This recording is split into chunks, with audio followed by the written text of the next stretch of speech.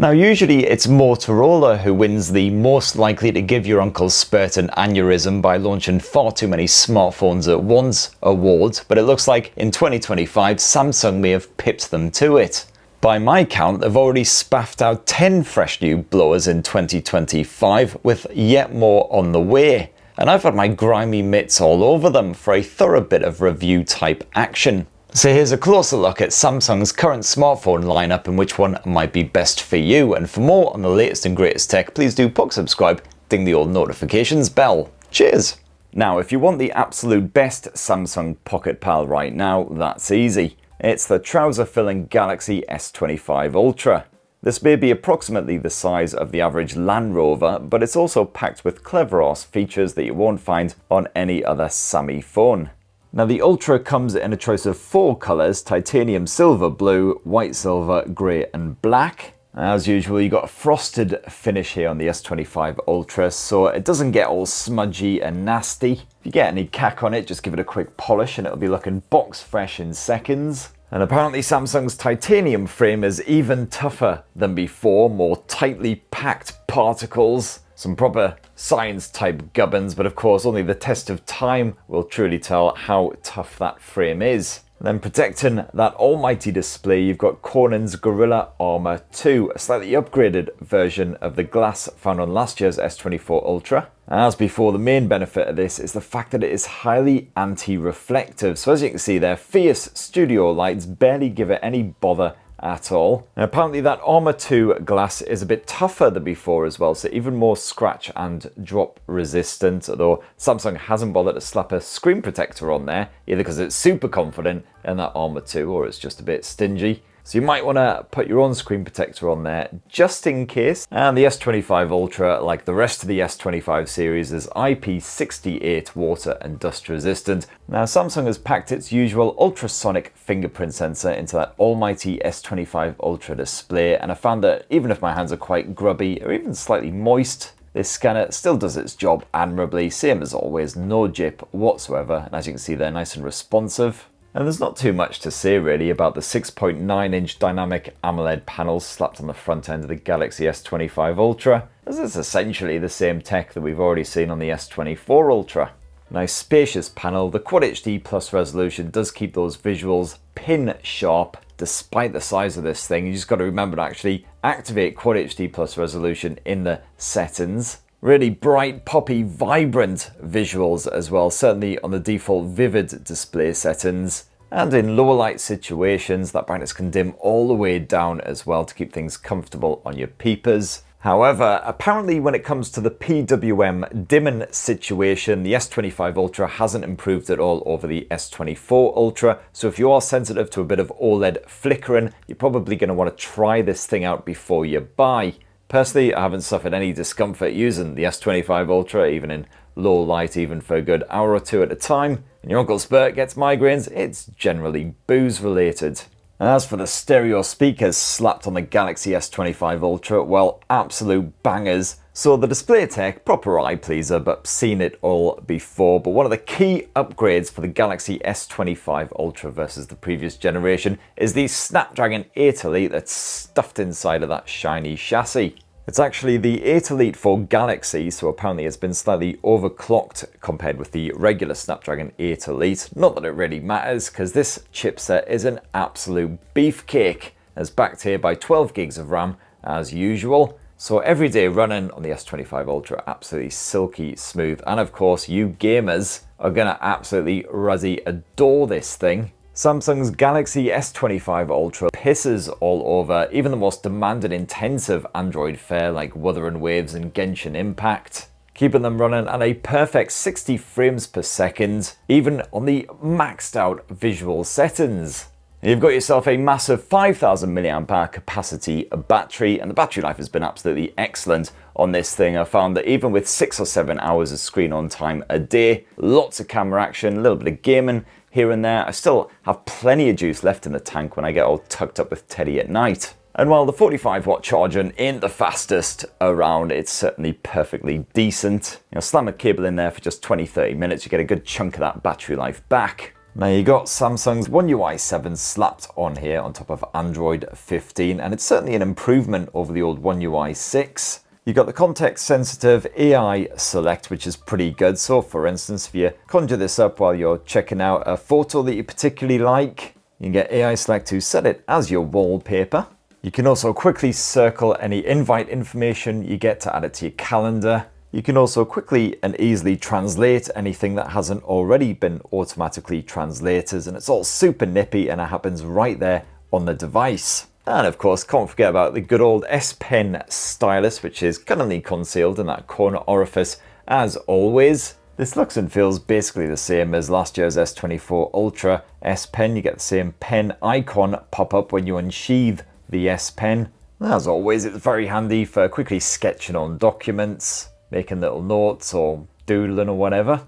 I find myself quite often using it just to scribble notes on documents and sign documents as well. It's an absolute lifesaver for that. However, for the S25 Ultra, the Bluetooth support has been removed from the S Pen. So this means it no longer supports the crazy air gesture stuff. You can no longer take a photo using the clicky top pen bit. The official term for it, no doubt. And for this generation, Samsung has mostly just been content to stick with the same camera hardware that you got slapped on last year's S24 Ultra. So you got the same 200 megapixel main shooter, and it's the same dual telephoto setup as before with 10 meg and 50 meg sensors, offering 3 times and 5 times optical zoom respectively. However, Samsung has at least upgraded the ultra-wide angle shooter to a fresh new 50 megapixel sensor, so you can shoot at high-res 50 meg, and this certainly seems quite capable for your more dramatic up-close shots. You've generally got consistent tones between the ultra-wide shooter and that primary sensor, and it can spaff out quite decent evening shots as well, although you will see a fair bit of noise creeping in the darker areas. As for that main 200 meg shooter, this is generally reliable, offering nicely balanced photos with tones that aren't usually excessively polished up. Although, like those iPhones, Samsung prefers to process your pics so they are more eye-pleasing rather than accurate representations. The result is usually brighter, warmer snaps compared with what you'd typically get from a Xiaomi or a Pixel phone, for instance. In the evenings, switching to night mode certainly helps to prevent any saturation of those brighter elements and improve overall detail, although you will still see a fair bit of noise creeping in. I also saw these grainy results in more ambient lighting, which is surprising for any kind of ultra phone. And the same goes for the occasional oversaturated shot when the S25 has to handle dodgy contrast, while a moving subject unfortunately often means blurry results. Those zoom photos are a serious upgrade over the regular S25 and the Plus models, thanks to the old periscope snapper. In the evenings and more ambient light, you will still see plenty of grain, especially in night skies for instance, but the overall clarity is much stronger. And as always, you can zoom up to 100 times in total, although I would recommend calling it a day around the 20 to 30 times zoom level. And naturally, you have an absolute shag load of AI-based photo editing tools. So for instance, the old generative edit shenanigans can get rid of any lurkers and passerbys in your photo. And yes, you've got Samsung's much hyped best face feature, which basically does the same as best shot or whatever it's called on those Pixel phones. And the video chops are, as always, pretty decent for my time spent with the S25 Ultra so far. Stabilization remains excellent even at those higher resolutions, while the focus can usually cope when you're walking and shooting, even when dealing with multiple moving targets. The smooth zoom works wonderfully up to quite a distance, allowing you to punch in and out fluidly, and that ultra-wide seems respectable enough for your low-light videography as well. If you like the sound of that S25 Ultra, but it's a bit out your budget, well, there's always the Galaxy S25 Plus. And this is almost as massive at 6.7 inches, although not quite as premium, with Samsung's Armor Aluminium replacing the titanium frame. You also lose that anti-reflective display, which would actually be pretty handy here in Blighty now that we're actually experiencing daylight again. Thank God for springtime. And Samsung has also massively trimmed the camera tech for the S25 Plus, so that 200 meg main sensor has been replaced with a 50 meg effort. You've got a more basic ultra-wide shooter, and you also completely lose the second 50 meg zoom lens. All the same, the S25 Plus is a capable pocket shooter. Samsung's processing remains very much the same, so you get quite bright, saturated pics. You do also unfortunately get similar noise issues in low light. And just bear in mind as well that with the Plus, you don't get that S Pen stylus that's bunged in that bottom orifice of the Ultra. So if you like to scribble notes, sketch, etc., you might want to upgrade. The battery capacity of the S25 Plus is only a smidge smaller at 4,900 mAh, so this Samsung blower can once again happily last all day on a single charge, even with plenty of playtime. While the recharging speeds are just as quick-ish. Still 45 watts, still not massively nippy, but it'll charge just as fast as that Ultra. Performance is yet again stunning with that Snapdragon 8 Elite back in action, so gamers can enjoy a smooth, stable frame rate on the likes of Wuthering Waves. And that dynamic AMOLED screen is exactly the same too, just a wee bit smaller. And of course, unfortunately, without that anti-reflective gubbins, and absolutely bugger all complaints on the audio front. Naturally, the software setup is the same here on the Plus as the Ultra, with all of that AI gubbins in place and of course the needless duplication of apps and services, but also with the full dedicated 7 years of software support.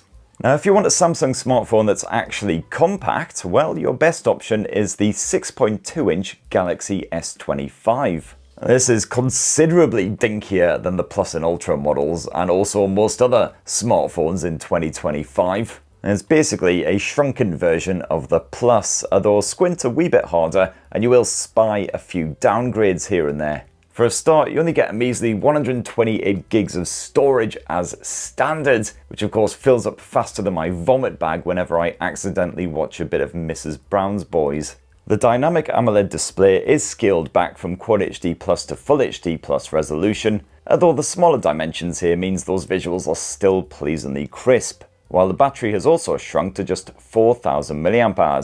All the same, the Galaxy S25 will once again happily last you a full long day on a single charge. Although the not particularly nippy 45 watt charging of the Ultra and the Plus models has been replaced here with even less impressively fast 25 watt charging, and Samsung still cheekily calls it super fast on its bloody website. So you'll need to plug it in for quite a while to juice it back up again. Now you can check out my videos on all three of these Samsung blowers for yet more S25 related waffle. And of course, don't forget, if you are on a bit of a tighter budget, you can still snaffle last year's Galaxy S24 series generally for a pretty good deal. They're not massively different from the S25 lot, barring the Exynos processor which powers the S24 and the S24 Plus here in Blighty. And Samsung's still offering 6 years of OS upgrades and security patching with them too. Now, a few months after launching the regular S25 trio, Samsung also introduced a fourth member, the ridiculously skinny Galaxy S25 Edge. But intrigue and excitement sadly swiftly turned to tooth-grinding disappointment, as the S25 Edge turned out to be a bit of a whoopsie. It'd be just like Little Mix revealing their fourth new member, a ratty old Furby possessed with the soul of Shane McGowan.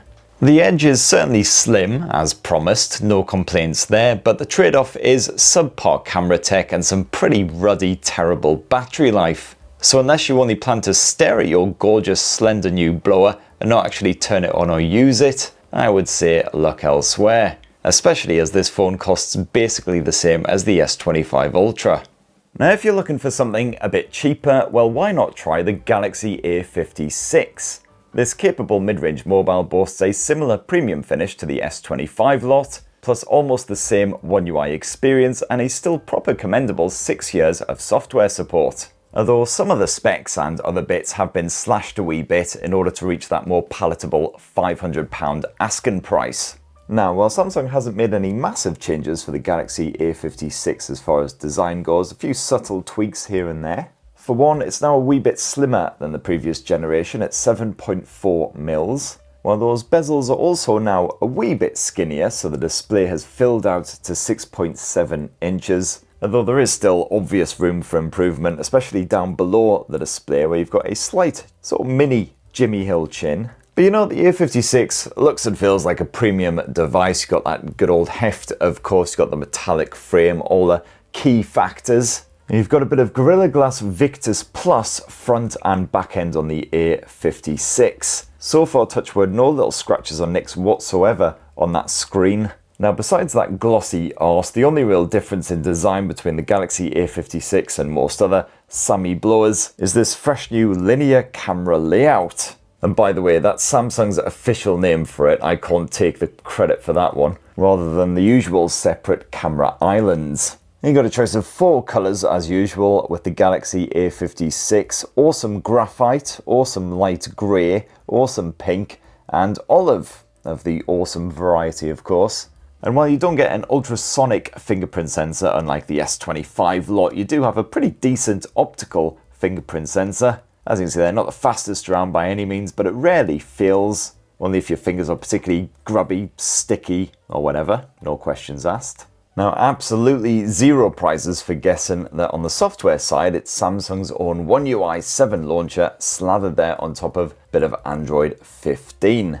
And while Samsung isn't quite as dedicated on the software support front with the Galaxy A56 compared with its S-series flagships, it's really not far off at all. You still get 6 full years of OS updates and security patches. But of course, Samsung has stuffed all the obligatory AI stuff on here, including a good bit of Circle to Search, which usually works pretty ruddy well. Got a good bit of Gemini, of course, as usual, and Samsung is still persevering with Bixby, which continues to have all the wit and intelligence of a bit of M25 roadkill. However, some AI bits are missing here on the A56. So, for instance, if you dive into the AI tools in the browser, you'll see there's no web summarization effort in there, which is a shame because that is pretty good, although it was always limited to Samsung's own browser, whereas I prefer Chrome anyway. And you'll also spy, if you drag out the old Edge toolbar, that there's no morning, afternoon, or evening brief action on here, which was, of course, one of the big new AI features that debuted on the S25 lot. Personally, not too bothered to see it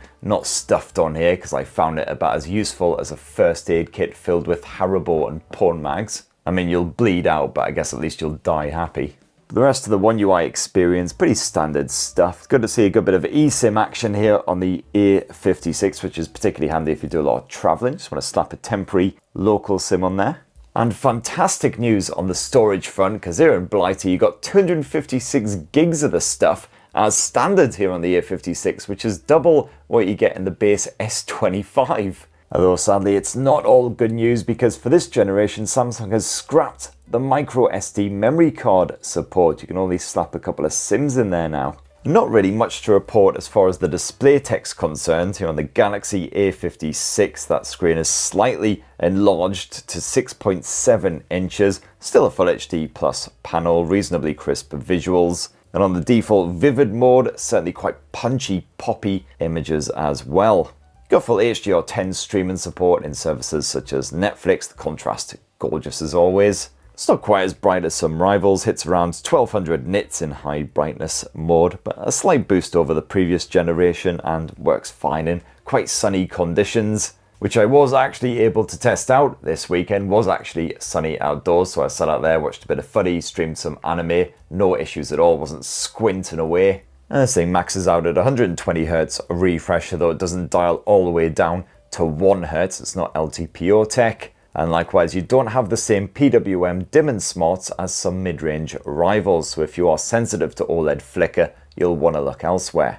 As for that stereo speaker setup, well, it's pretty decent here on the Galaxy A56. It's pretty loud when you peak out that volume. Decent balance between the top and bottom speaker as well. A reasonable bit of bass and all of that. Of course, I still wouldn't use it to listen to music. Absolutely slap some Bluetooth headphones on.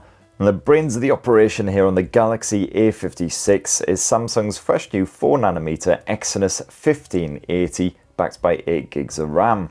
And I've got to say, the everyday experience here on the Galaxy A56 can be a wee bit sticky at times. You'll see the occasional judder when you're flicking between the different menus, when you're swapping apps, etc. Some of the blame for that has to lie at OneUI's door, as well as the chipset itself. You'll especially see a bit of slowness when you're using the camera app, and if you are shooting 2 or 3 photos in quick succession, you'll often see a notification pop up refining photo for anything up to about 11 or 12 seconds.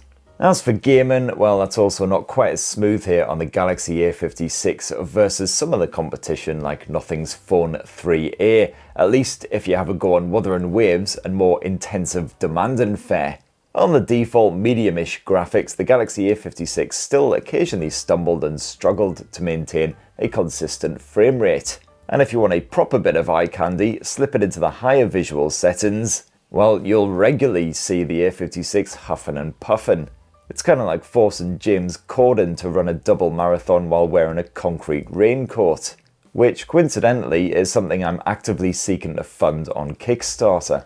But in better news, the Galaxy A56 does at least stay cool even if you're gaming for hours at a time, helped along by the slightly larger vapor chamber that Samsung's crammed inside compared with the previous generation. In better news, the battery life is pretty bloody good here on the Galaxy A56. You once again got a 5000 mAh capacity cell stuffed inside of that rather sizable frame. And this can actually keep you going for 2 full days between charges if you're fairly chill, not too much camera or gaming action, but about 5 hours of screen on time a day, plenty of messaging, web browsing, and plenty of audio streaming in the background too. And if you're a much more demanding user, your phone is practically glued to your palm, well, no worries, with around 8 to 9 hours of screen on time, including a fair bit of camera play, bit of video chatting, bit of gaming here and there. I've still found that I managed to get through a full intensive day with around sort of 15 to 20% battery life remaining at the end. I tried pretty much everything I could think of, including a bit of mobile hotspotting on this thing in my travels, and seriously, I could not kill it before I was all tucked up with Teddy at night. And while Samsung didn't tinker with the battery capacity, they did at least mercifully boost the recharging on this thing. So you've now got 45 watt wide charging, which means you'll get a full charge from drained in roughly 70 minutes. So I still wouldn't call it fast exactly, but at least it's not so tediously slow that it makes you want to ram your face into a fucking waffle maker.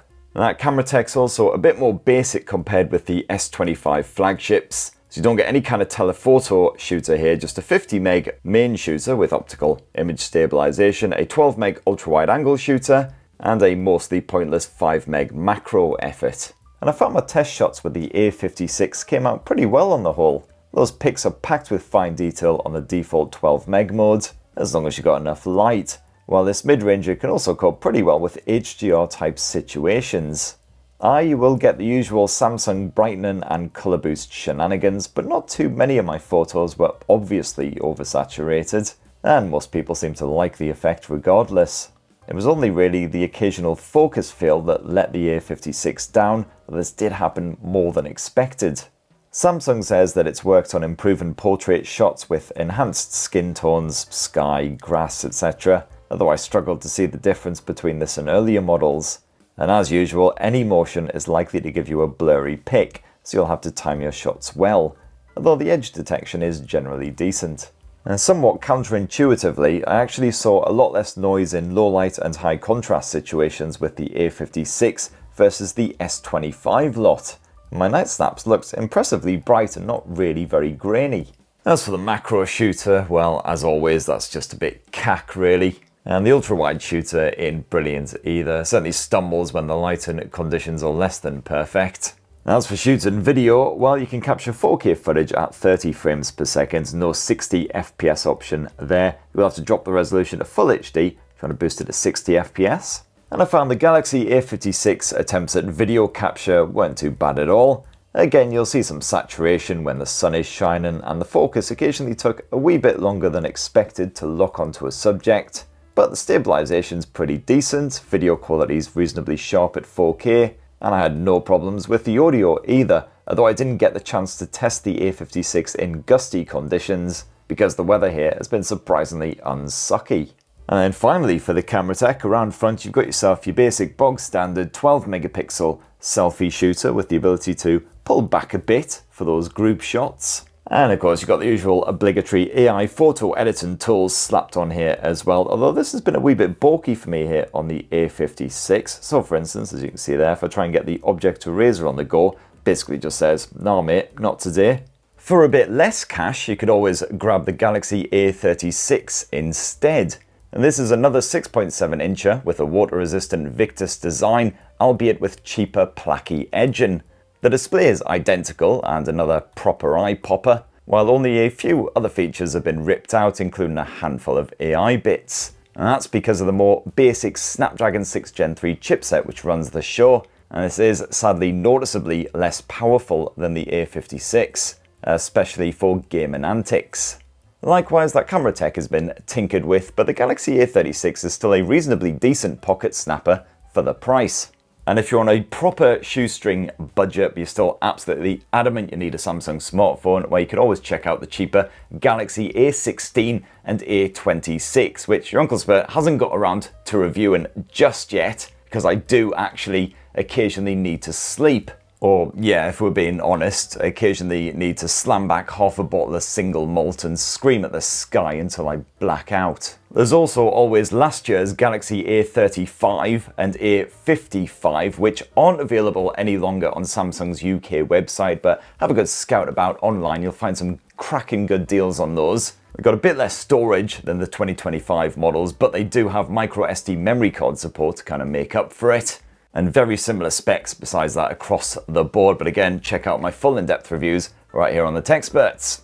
Now, if you've got plenty of cash to spare and you fancy yourself an ultra posh flexible phone, well, definitely check out this bendy pair, the Galaxy Z Flip 7 and Fold 7.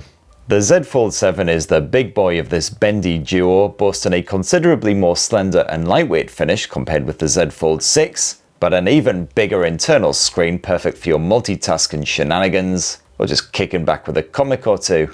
This thing has really slimmed down, so it now measures a cockroach's love truncheon under 9mm when it's all folded up, and just 4.2mm when it's unfolded. And that weight has dropped to just 215 grams now, which is quite similar to a lot of the Chinese rivals. You've once again got a Gorilla Glass Victus 2 arse. You've also got a Gorilla Glass Ceramic 2 screen, just like the Galaxy S25 Edge. And this is proper shock resistant, if sadly not anti-reflective like the Gorilla Glass armor screen of the S25 Ultra. And the Samsung Galaxy Z Fold 7 is also IP48 rated, so fully water resistant. And you've got another frosted finish around back, which is pleasingly resistant to smudgy nastiness. And for me, one of the biggest design improvements, besides the fact that it's now skinnier and lighter, is that 6.5-inch dynamic AMOLED 2X cover screen. And this is bigger than previous generations, mostly because Samsung has finally made the bugger wider. So you've now got a 21:9 aspect ratio, same as blowers like the Xperia One phones of yesteryear, and the big internal panels of those flip phones. So finally, typing on this thing is no longer an absolute bloody nightmare. It's perfectly sized and shaped for movie streaming on the go. It also works pretty well for web browsing if you can't be asked to open up the Z Fold 7, or if you're trying to preserve battery life by not using the massive internal screen. And when you do want a bigger display, well, one-handed unfurling is a serious thumb exercise, as of course there's zero gap in there. And when you do manage to fudge the bugger open, you're presented with an 8-inch screen that's once again slightly bigger than the previous generation of Fold. So there's yet another dynamic AMOLED 2X display with, of course, that highly reflective screen protector jobby slapped on top, which makes it annoyingly shiny just like other foldables, but mercifully this screen is bright enough so you can still use it on a sunny day, even with shades slapped on your face. Once again, that screen perfectly sharp for everything you need to do, and the other specs are basically the same as the cover display, from the HDR10 Plus streaming support to the LTPO tech. And of course, you've still got a bit of crease action running down the middle of that mighty display, but it's generally not noticeable. Certainly if you're using any apps with a lighter background, it's a bit more obvious when you're in good old dark mode. And this latest Galaxy Z Fold doesn't support S Pen input at all, so if you do want to sketch creative masterpieces like this, you'll have to make do with a simple capacitive stylus. And of course, OneUI 8 looks and feels very familiar coming from OneUI 7 on the S25 series. As for multitasking on that main display, where this basically works the same as always, it's still pretty smooth, and despite that larger screen, things do still occasionally feel a wee bit cluttered here. I think certainly something like the open canvas effort on the Oppo and the OnePlus foldables certainly works better, but at least it's dead easy to rearrange apps to sort of get them to fit where you want them. But what about performance? What is powering this mighty foldable? Well, it is the Snapdragon 8 Elite for Galaxy, so Samsung has worked with Qualcomm just to fine-tune their Billy Big Bollocks flagship chipset. And the everyday running is pleasingly smooth even when you've got several apps slapped on that screen at once. Any tiny moments of jank can inevitably be blamed on OneUI not being quite as slick as some rival launchers. And if you are a hardcore gamer, well, great news, I spent a good bit of time with Wuthering Waves, maxed out those graphic settings, and the gameplay was still smoother than a porno bloke's happy sack. Even when gaming for well over an hour, the Z Fold 7 got a wee bit hot around the camera bump area, but nothing worrying at all, and it certainly didn't impact the performance and the gaming smarts. That whopping great internal screen is nice and responsive, but then we come to the battery life, and this is where I always get a bit nervous slipping my SIM inside of the Galaxy Z Folds, because Samsung hasn't upgraded the battery capacity at all for the Z Fold 7. At least they haven't downgraded it because they made the phone considerably skinnier. And sure enough, unless I was proper bloody careful, I did find myself all up in that power saving mode basically every evening. The battery drains pretty fast when you're using the main screen, so if you're reading comics on that internal panel, while also simultaneously streaming a bit of Spotify to your headphones, you can basically expect just under 6 hours of total reading time from a fully charged battery before the Z Fold 7 goes kaput. Likewise, gaming on Wuthering Waves, you can expect around 5 hours of action on medium graphics settings, which drops to around 3 to 3.5 hours when you do boost those visuals up, which is again not amazing for a massive foldable compared with some recent rivals. And then to make matters worse, if you are running low and you need to give it a quick top up because you're about to head out for the evening or whatever, well, good bloody luck, because this thing maxes out at 25 watt wide charging. So if you are running dry and you bung a cable in it, you'll have enough time to bugger off and watch an entire Marvel film, if you happen to hate life, before this thing will actually be fully charged again. And now, of course, the main headlines as far as the Galaxy Z Fold 7's camera tech goes is the 200 megapixel main shooter ripped straight out of Samsung's bitty big bollocks blower, the S25 Ultra. And the results are, of course, completely predictable for anyone who's used a Samsung smartphone before. Images all have that bright iPhone-y sheen, and saturation is quite common on a sunny day, while colours are slightly boosted at times compared with what you'll see with your eyeballs. That heavy processing does mean that the contrast appears rather unnatural at times, so personally I do prefer photos taken with something like a Vivo or a Xiaomi blower. But if you really like those brighter Samsung vibes, then the Galaxy Z Fold 7 will absolutely polish your flute. Action shots normally come out just fine as long as the lighting is good enough for that fast shutter action to work, while indoor snaps can look a wee bit soft in the more ambient light with incredibly shallow focus. And night pics are simply fine, not too much noise in there thankfully. And of course it is a triple lens setup with alternative options. You do have a 12 megapixel ultra wide angle shooter as well as a 10 megapixel snapper with 3 times optical zoom. And of course, like all foldables, you can use the Z Fold 7 to capture selfies with that rear camera setup. Nice and easy to swap to that cover screen for all of your photo shenanigans. Not the most comfortable grip in the world, of course. Especially fun if you're an old arthritic bugger like myself. But you got the old palm selfie shenanigans at least. You don't have to worry about groping around trying to hit the old shutter button. And the Z Fold 7 could certainly be pretty good for all of your portrait type shenanigans. Alternatively, if you'd rather have a phone that can fold up incredibly small for slipping into even the daintiest of handbags or pockets, well, check out the Z Flip 7. Now first up, I really do like Samsung's smart, slick and slender design. It's pleasingly slim when unfolded, nice and compact when all crushed up, zero gap action as you would expect. And of course, like all flip phones, the Z Flip 7 fits effortlessly into a trouser, along with whatever else you happen to have stashed in there, which in today's case is a miniature bottle of whiskey and another identical miniature bottle of whiskey. And while I've only had it a few days so far, the Galaxy Z Flip 7 does feel reassuringly rugged, from the armour aluminium frame to the solid squeak-free hinge to the Gorilla Glass Victus 2 front and back end as well, both of which are yet to pick up a single solitary nick, scratch or scuff, despite being stuffed into pockets with bottles of booze. That arse end does a respectable job of remaining fairly grease and grime free, although the cover screen and that main front screen both do get pretty mucky. Now, I did find myself using the Galaxy Z Flip 7 in tent mode quite a lot while I was working. And just for clarification, that's not the same tent mode that my pants inadvertently activate every time somebody mentions indefatigable pop starlet Shakira. I mean, come on, she's even proper fit in gazelle form. Now, tent mode on the Flip works really well, thanks in part to the expanded 4.1-inch cover screen with 120Hz silky smooth refresh, plus Samsung's smart UI design.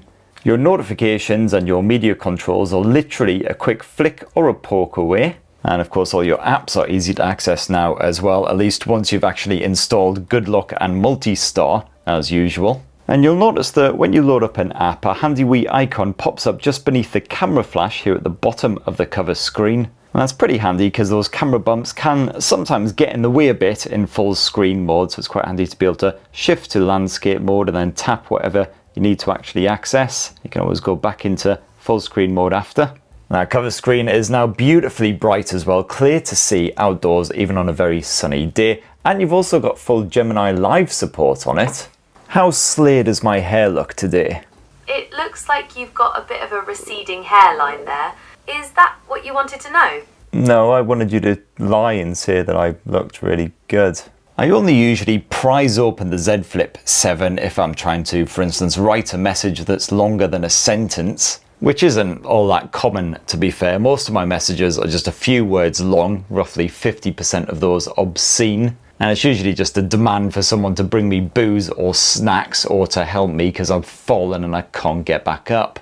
And to be fair, that extended view means that typing on the Galaxy Z Flip 7's cover screen is actually not ridiculous. But I do also pop the Z Flip 7 open if I want to watch a bit of Netflix or whatever, because while the Super AMOLED front screen is fine for streaming some basic YouTube bollocks, that compact square design ain't exactly ideal for full-length films or anything where you actually want to know what's happening or who's talking, that sort of stuff. The internal 6.9-inch dynamic AMOLED 2X display is crisp and poppy with basically zero crease. You can just about feel a dinky little ridge when you rub your thumb over that middle bit, but honestly Samsung has done an absolute wondrous job here. My only complaint is that you will end up squinting a bit on fiercely bright sunshiny days thanks to that highly reflective cover. And the Z Flip 7 boasts a stereo speaker arrangement, at least when the phone is stretched out like so, and it's surprisingly bloody loud for such a dinky wee thing. But that audio is still pretty clear, certainly good enough for a bit of Netflix viewing, even when there's literally drilling going on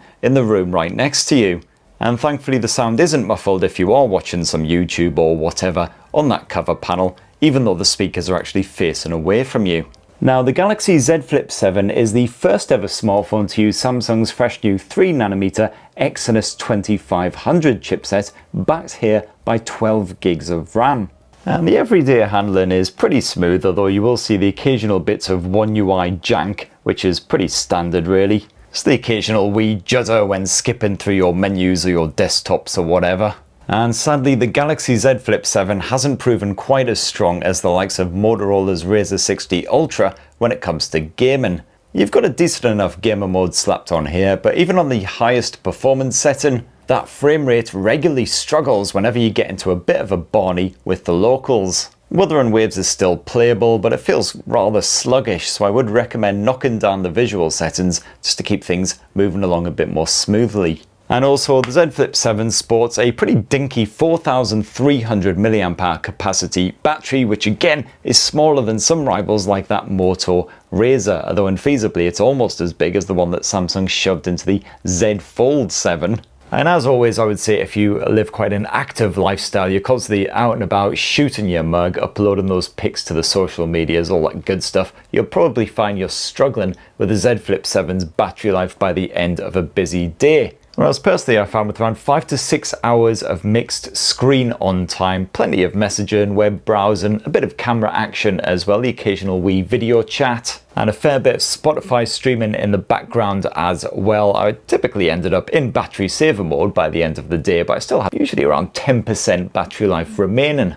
Unfortunately, I do have to slip back into my moany British Y-fronts when it comes to the charging tech, because it's 25 watt wired charging here, which is about as speedy as a legless pensioner wearing a concrete hat. And last up, the cameras, which unfortunately I haven't had a massively great chance to test out this week, as I haven't really ventured much further than the local odd bins. But to be fair, it's a pretty simple setup here on the Galaxy Z Flip 7. You've got yourself a 50 megapixel primary shooter plus a basic 12 megapixel ultra wide angle snapper, and that's it. And this setup is nice and easy to use, whether you're shooting your lovely family or begrudgingly taking a selfie because that's part of your so-called job, and then despairing over how your face is getting so wrinkly it's starting to resemble an elephant's happy sack. Just tap the screen or flash your palm and the Z Flip 7 will capture your saggy chops for a good bit of instant depression. And as always, you can quickly flick between the portrait mode, the regular photo mode and the video mode like so. You can shoot up to 4K 60 frames per second footage with HDR mode switched on, as long as you're shooting in this stretched aspect ratio. And Samsung also offers a slightly more affordable alternative to the Galaxy Z Flip 7 in this here Fan Edition, which actually more closely resembles Sammy flip phones of yesteryear with its dinkier cover screen. However, that's not the only downgrade that the Fan Edition suffers, because you also get less beefy performance, you get a slightly smaller capacity battery and fewer features overall. But anyway, have a squint to my full Galaxy Z Flip 7 versus Flip 7 Fan Edition comparison for a detailed run through of all the differences. Although personally I would say, unless you see the Fan Edition with a hefty discount, I would go regular Flip 7 every time. And there you have it, my lovelies. That is my run through of the latest Samsung smartphone lineup for summer 2025. And do remember, you can still pick up some pretty decent deals on older Sammy smartphones, and because Samsung offers so many years of OS upgrades and security patch and support, they won't be out of date anytime soon. And Samsung will also be launching the Galaxy S25 Fan Edition in another month or two. I did a video on that last week, so go check that out. If you're not absolutely sick to death of Samsung or myself already, please do let us know what you reckon about Samsung's smartphones and which one you would personally go for, if any of them, down in the comments below. Please do poke, subscribe and ding that notifications bell for more on the latest and greatest tech, including, yes, lots more Samsung, I'm sure. And have yourselves a really wonderful rest of the week. Cheers everyone, love you!